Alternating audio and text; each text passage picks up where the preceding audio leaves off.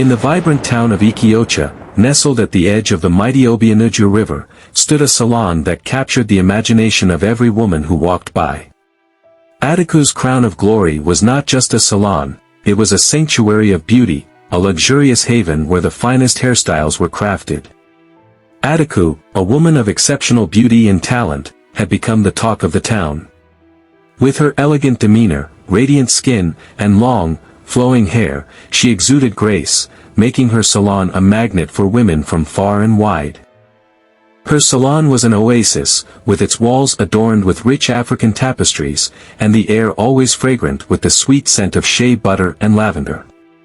The floors, polished and gleaming, reflected the beauty of the space. Yet, it wasn't just the luxurious ambience that drew people in. It was the wigs Adaku created, expensive, flawless, and captivating. Every woman who wore one felt like royalty. They spoke of the transformations that took place within her salon, how their beauty seemed to glow, as though blessed by a higher power. But few knew the true secret behind Adaku's stunning creations. The wigs that made her famous did not come from any ordinary source. They were not bought from the markets nor fashioned from human hair. No, these wigs were the gift of a goddess, Nwanyimma, the revered water spirit of the Obianuju River. It was this mysterious connection that had transformed Adaku's small salon into the most sought-after beauty parlor in all of Ekeocha. Adaku had not always been the successful businesswoman she was now. She had started from humble beginnings, working in the backstreets of Ekeocha, weaving modest wigs for a few local women. Life had been hard, and she had struggled to make ends meet. Yet, on one fateful night, when Adaku had sat by the river, disheartened and ready to give up, a voice had whispered to her from the waters. "Do not despair, Adaku," the voice said, echoing like the sound of water over stones. "I see your heart, and I will grant you the gift you seek." The river had then parted, and from its depths emerged Nwanyimma, the goddess of the water. Radiant and divine, Nwanyimma extended her hand, and in it, strands of hair, shimmering and golden, rose from the water like a sacred offering. "Take these, Adaku," the goddess said. "Weave them into your craft, and you will become a legend. But remember, you must never reveal our bond."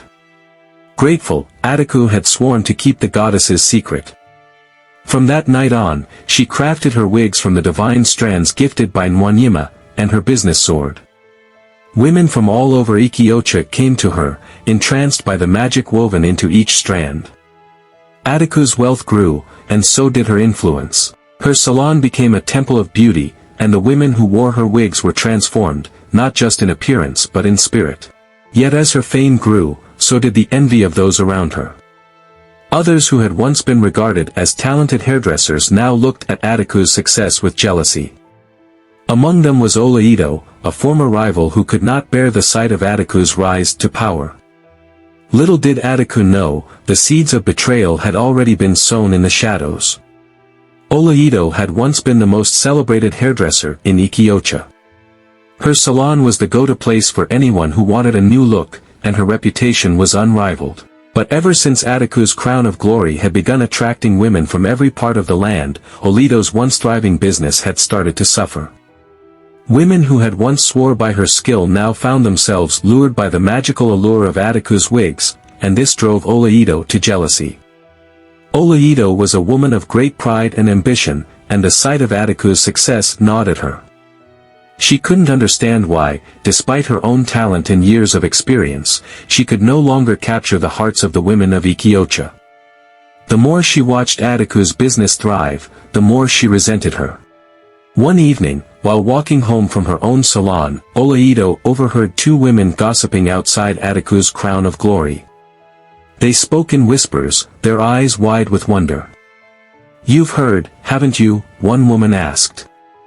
"Adaku's wigs aren't just wigs.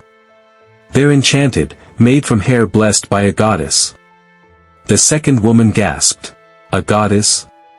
What kind of magic is this?" No wonder her clients look so radiant. Obianuju's ears pricked up, her mind raced. A goddess? Could it be true? Was Adaku's beauty truly a result of divine intervention? This revelation filled her with an unsettling mixture of disbelief and intrigue. She had always believed that beauty came from talent and hard work, not divine favors. The thought that Adaku had access to powers beyond this world made her blood boil. Determined to learn more, Obianuju began following Adaku discreetly. Night after night, she watched from the shadows as Adaku made her way down to the river, seemingly in a trance. Finally, one evening, Obianuju could take it no longer. She decided to follow her. As the night deepened, Obianuju silently trailed Adaku through the winding paths of Ekeocha. They reached the banks of the Obianuju River, and there, to her shock, she saw Adaku kneeling by the water, her head bowed in reverence. The air seemed to thrum with energy as Adaku began to chant a soft, melodic tune. From the depths of the river, a figure emerged, Nwanyimma, the goddess herself. Obianuju's heart stopped. She had never seen anything so beautiful. The goddess's presence shimmered like moonlight on water, and her voice echoed through the night air.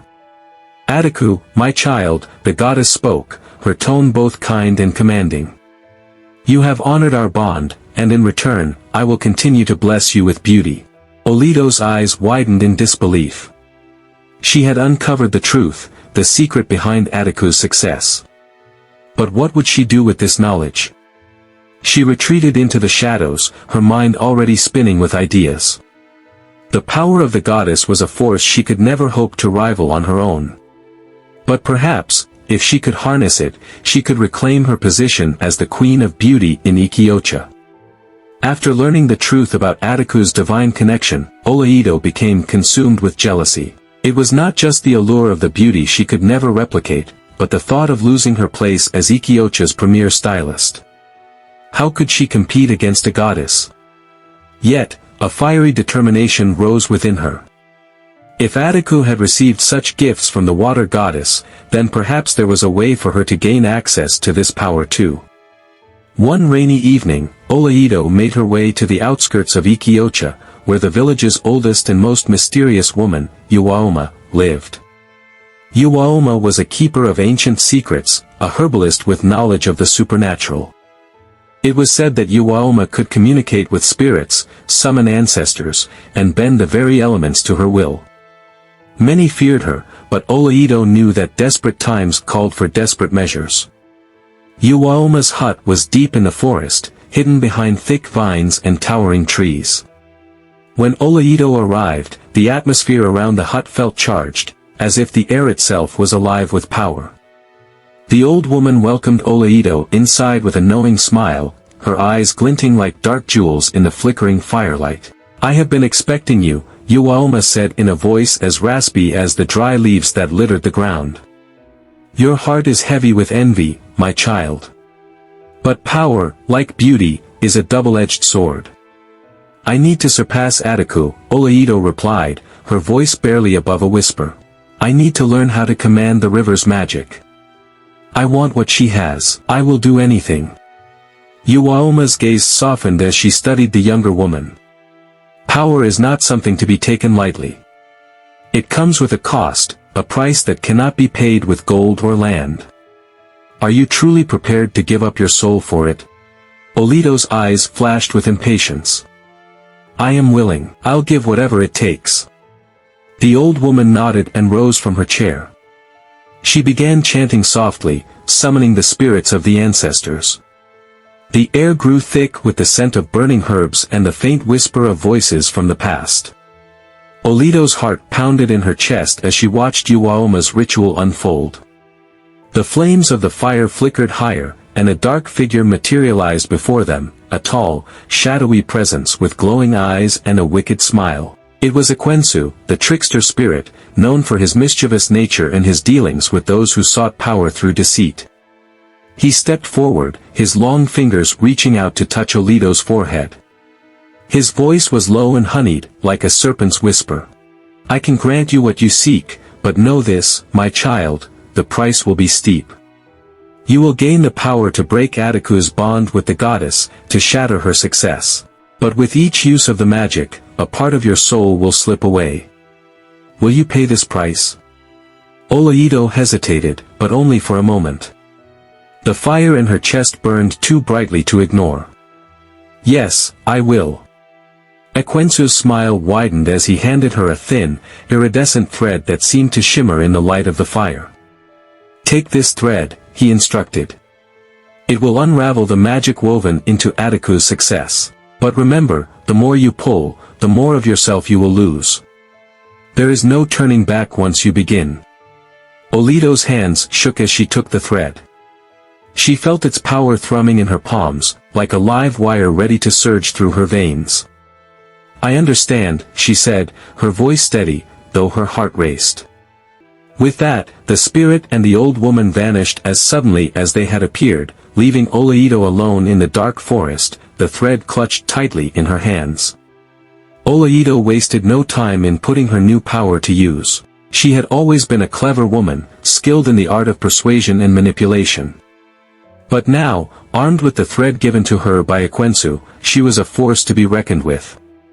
She knew that the quickest way to destroy Adaku's empire was to plant the seeds of doubt in the minds of the women of Ekeocha.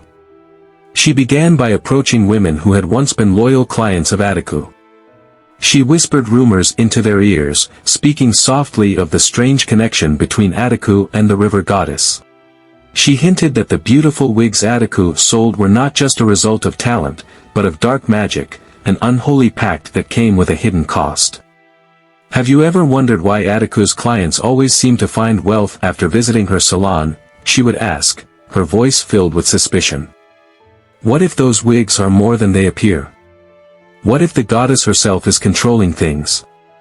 These whispers spread quickly throughout the village, and the women who had once adored Adaku began to doubt her. The beauty that had once seemed so enchanting now felt dangerous, tainted by the fear that it came from the dark depths of the river, from forces that no one truly understood. Some women, afraid of the implications of such a powerful, supernatural connection, stopped visiting Adaku's salon altogether. Soon, business at Adaku's crown of glory began to dwindle. The women who had once flocked to her, eager to wear her beautiful wigs, now hesitated, uncertain of what magic lay behind the glossy locks. Adaku could feel the change in the air. The energy in her salon had shifted, and the women who once gushed over her wigs now whispered nervously among themselves. Adaku was perplexed. What had happened? She had always treated her clients with respect and kindness. Had she unknowingly offended the spirits? Or had something else caused this shift? She knew one thing for certain, something was wrong, and it was eating away at the heart of her business. She made a decision to confront the goddess, Nwanyimma, the water spirit who had blessed her from the very beginning. On the night of the full moon, Adaku went to the banks of the Obianuju River, her heart heavy with the weight of the growing unrest in her salon. She had spent days pondering the cause of the changes that were unraveling her success, and she could no longer ignore the gnawing feeling that something dark was at work. She knelt by the water, her fingers trembling as she dipped them into the cool current. "Nwanyimma," she called out softly, her voice barely audible over the sound of the flowing water. "Please, I beg of you. I do not understand what has happened. Why is everything falling apart?" The river's surface rippled, and from the depths, Nwanyimma's voice rose, low and filled with sorrow. "Adaku," the goddess spoke, her tone both comforting and filled with an undeniable anger. "I see your confusion, but you have broken the bond we once shared. You allowed the world's desire for beauty to cloud your judgment. You sought glory, but in doing so, you forgot humility." Suddenly, the water began to churn, swirling with an eerie, unnatural force. The river grew violent, waves crashing against the shore, and Adaku felt a cold dread grip her heart. The goddess rose from the depths, her form glowing with an ethereal light. But now, her beauty seemed clouded by wrath. "You have embraced fame and luxury without honoring the power that granted it to you. For this, there will be consequences." Before Adaku could protest, the river surged forward, flooding the land. Her salon, Adaku's crown of glory, was caught in the tidal wave. The luxurious building that had once been the pride of Ekeocha was swept away, consumed by the floodwaters. The wigs that had once brought beauty and grace to so many were now lost, their magic drowned beneath the waves. Adaku fell to her knees, tears streaming down her face. "No, please," she cried out to Nwanyimma, but her words were lost in the sound of the raging water. The goddess's voice echoed one final time, "Learn, Adaku, that beauty without honor is hollow. Seek humility, and perhaps in time, you may regain what you have lost." As the waters receded, leaving nothing but debris in their wake, Adaku was left with nothing. Her empire had crumbled, and her dreams lay shattered at her feet. She had been blinded by her ambition, and in seeking glory, she had forgotten the sacred bond that had once given her power. Nwanyimma had spoken the truth. Beauty, without honor and humility, was nothing. It was a lesson that would stay with Adaku forever. She looked at the empty riverbank, now silent and still, as she understood the full weight of her choices. And for Obianuju and her own secret,